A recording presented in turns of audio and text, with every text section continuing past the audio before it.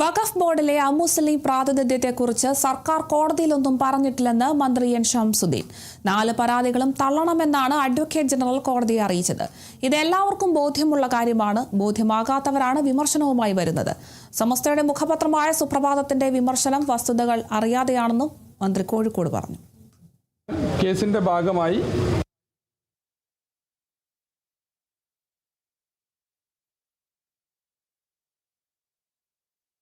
ഞങ്ങൾ ഈ നോൺ മുസ്ലിം റെപ്രസെൻറ്റേഷനെ കുറിച്ച് ഞങ്ങൾ അവിടെ AGO ഞങ്ങളോ പ്രത്യേകിച്ചൊന്നും പറഞ്ഞിട്ടില്ല. അല്ല, ഇതൊക്കെ എല്ലാവർക്കും ബോധ്യമാണ്. ചില ആളുകൾ അത് ബോധ്യപ്പെട്ടില്ല എന്ന് നടിക്കുകയാണ്.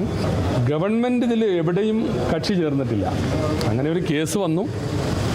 ആ കേസിൻ്റെ ഭാഗമായി AG എന്താ പറഞ്ഞത്? ഈ 4 പെറ്റീഷനും ഡിസ്മിസ് ചെയ്യണം. അതവിടെ റെക്കോർഡ്സിൽ നോക്കൂ. ഞങ്ങൾക്ക് അങ്ങനെ പണ്ഡിതന്മാർക്കോ മതസംഘടനകൾക്കോ ന്യായമായ പരാതി ഉണ്ടെങ്കിൽ ഗവൺമെന്റിന്റെ നിലപാട് ഞങ്ങൾ അവരെ ബോധ്യപ്പെടും. എല്ലാവരും ബോധ്യപ്പെടും.